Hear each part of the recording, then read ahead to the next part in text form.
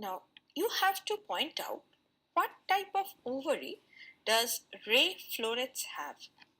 Ray florets are specialized flowers found in plants of the family Asteraceae, like sunflowers, daisies, and so on.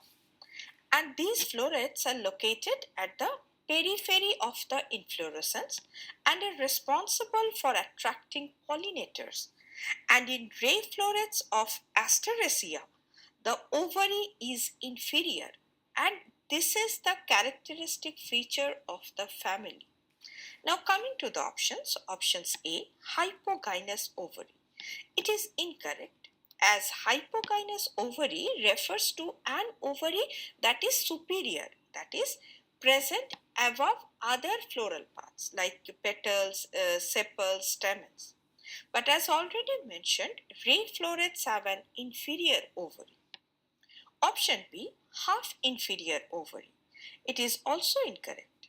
A half inferior ovary, or also called known as the semi-inferior ovary, it refers to an ovary partially embedded in the floral receptacle, with floral parts emerging from around the middle of the ovary.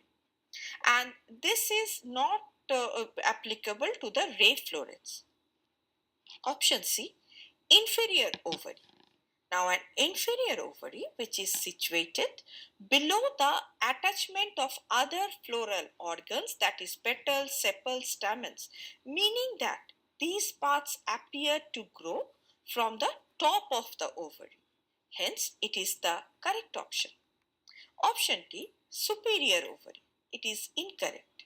A superior ovary is the one where the ovary is positioned above the point of attachment of other floral parts. And this is not true for ray florets, which have an inferior ovary.